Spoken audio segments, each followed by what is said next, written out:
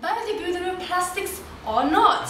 Well, today we have two environmentalists here with us at the news. First with environmentalist Becca and the old, conservative but experienced environmentalist Judy.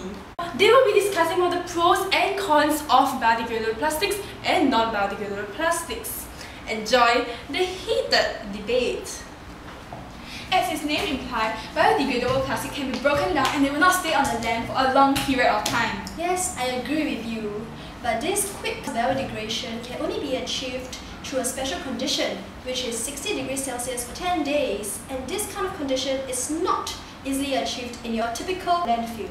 Such a condition is not necessary for all biodegradable plastic. Some biodegradable plastic can be broken down by naturally occurring bacteria. Yes, but in the deeper layers of the landfill there is no oxygen, and biodegradable plastics such as oxo-biodegradable plastics cannot be broken down through oxidation. Another disadvantage of biodegradable plastic is that it cannot be easily recycled together with the other normal plastics. For example, PLA. It has a different composition from other normal plastics, thus it cannot be mixed together, or otherwise it will be considered as a contaminant. Yes, biodegradable plastic consists of natural biomass which can be taken from trees, plants, animal fats, etc. and they do not contain harmful chemicals or elements, unlike non-biodegradable plastic which are produced from oil. But it is exactly because of this biomass that's why biodegradable plastics release toxic greenhouse gases such as methane. Right. Less energy is needed for the production of biodegradable plastic. It requires 65% less energy to be produced as compared to non-biodegradable plastic which uses coal-burning power plants in its production. Therefore, it has a decreased release of greenhouse gases, causing 42% reduction of carbon footprint. Yes, what you said is indeed true. However, remember that the amount of food crops used in the production of these biodegradable plastics is increasing. Moreover, for example, 2 kilograms of food crops is needed to produce only 1 kilogram of biodegradable plastic. Can you think of all those kids in the developing countries with no food to eat? Don't you have a heart? Yes, environmentalist Judy, I have a heart. Researchers have isolated the genes in the bacteria which enable it to produce PHA polymers and thus plastics. By inserting these genes into the plant, PHA polymers can be produced.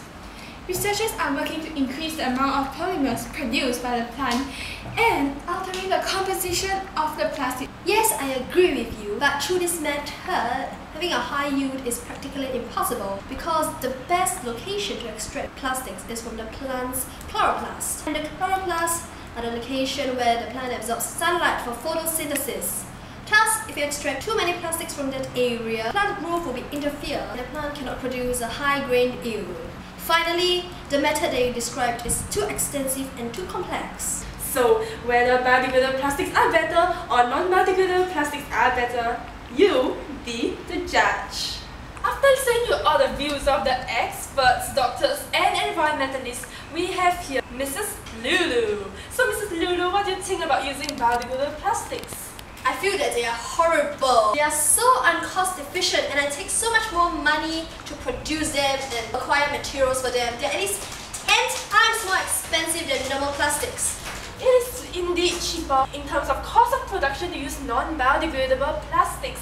However, if you factor in all of the costs needed to recycle the non-biodegradable plastics and deal with the toxic fumes that they produce, biodegradable plastics will be much more cost efficient. Do you not agree? No, I do not agree. Those toxic fumes that they produce are none of my business. I do not care what happens after the consumers use them.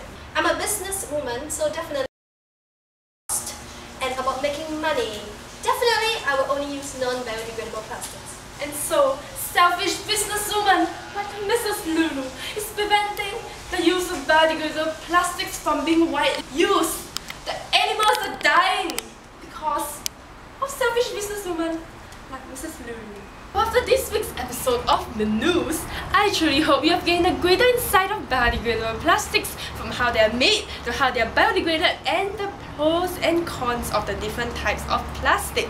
Stay tuned and see you next week for more exciting episodes. How exciting!